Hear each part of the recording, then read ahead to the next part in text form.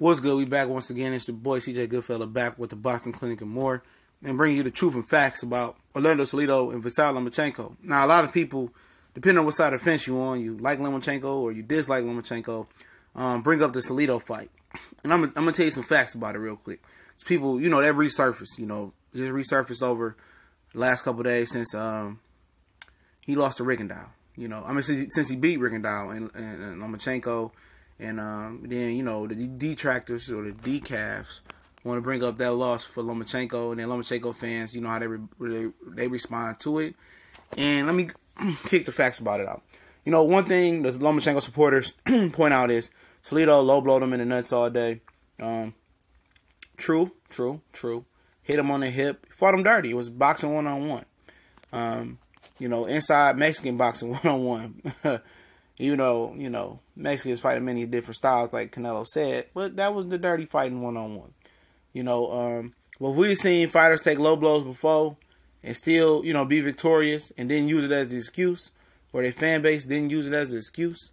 We've seen it before, People want to say, it drained them, and, hey, you keep fighting, you're a warrior. He didn't make no excuses about it, too much about it. He probably mentioned it, but it's boxing, and a lot of people don't know that belt line be a lot higher. Like right there, that's not a nut punch. That belt line is high. He got a lot of stomach under that belt line. Look at Salido belt line. That belt line is very, very high. And that's something in boxing they should look into. But the protector goes up that high. And that's why their belt line is that high. You hit him right on the belt line, that's not a low blow. The nuts is way under Salido's glove. And even if you hit a guy in the nuts, that nut protector, it protects it very well. The protector, it protects it very well. So I don't be using that shit as an excuse all the time, man. And people say, he hit him in. Hey, most people ain't never put on that protector and see how much it does protect. It does affect it, it really does, but it's not as bad as guys make it seem. Like, he got to go up under your shit, to hit you in the nuts for real, for you to really, be hurt like that. A lot of, that punch is right on the belt line. That's his stomach, And, another thing about the situation is this. People say, Salido, he lost, Lomachenko lost to Salido. He was way overweight. He didn't respect the weight rule. For one, Vasyl Lomachenko was so overconfident and so cocky coming into this fight. They didn't care. He didn't care. As long as he could fight for his belt, he didn't care. Because if he really cared about and respected Salido as a fighter, he would have asked for Salido to put a rehydration clause in the same day weigh-in, to weigh in again the next day. He would have asked for that. Be like, all right, if I go on with this fight, you got to weigh in once again. That's just what I'm asking you to do. Weigh in if you want to continue with this fight. And if the weight was such a big thing, he could have pulled out the fight. I know he didn't want to do that, but he wanted to fight for a world championship.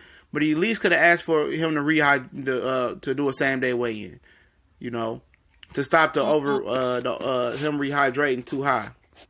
But do you think he did that? Absolutely not. You know why he didn't do that? Because he didn't respect Salido as a fighter. He didn't respect the game. He didn't respect all those fights Salido went in. He looked at those 9 or 10 losses Salido had and say, "Oh, this dude is easy pickings." All the clout, all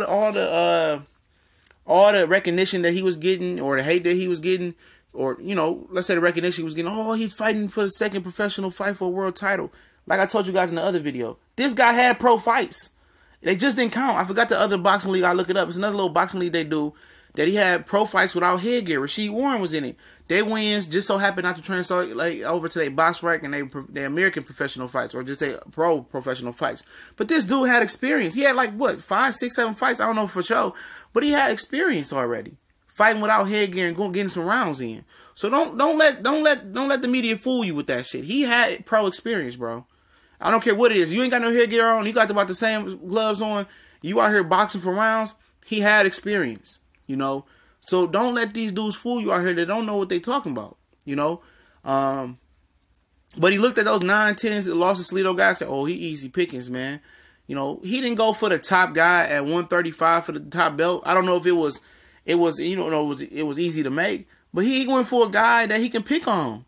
He went for the easiest route. At least he went for the champion that presented the least resistance, the route of least resistance. Let's keep it real here. He didn't go for no killer. He went for a shot-worn Salido, and that's how the blueprint was mapped out.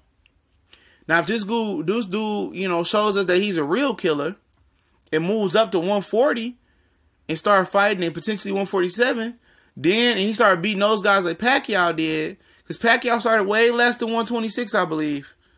And then we can start saying that he's truly, truly special. When you lower weights, when you move up, you get the credit for beating the bigger guys. This was calculated right here. They picked Salido because they felt Salido was an easy victory. And that's why a lot of boxing fans like Brandon Rios and other guys that supported, so a lot of people supported Salido. A lot of people in boxing don't like Lomachenko because they felt that he skipped the line. And not only did he skip the line, he didn't go for the toughest champion. He went for the weakest guy. He went for the weakest link. And that's why a lot of people, I'm not even talking about the fans, because a lot of fans don't see it that way. They see it as, you know, it was what it was. But a lot of boxers see it that he didn't pay his dues, and then he had the route of least resistance to get the belt. A lot of guys felt that. He didn't have to pay his dues, and he got the weakest champion. And a lot of people pulled for Rigondeaux and was against Lomachenko because they know Lomachenko was wrong for having every advantage in the book versus a midget. They know he was wrong. He didn't give Rigondeaux a good payday, didn't let him pick the ring size, the gloves, the judges, nothing. Nothing. And that's why the people don't like Lomachenko. And for you guys that's trying to put him pound for pound number one, he's high on mine, and I got the pound for pound list coming later on today.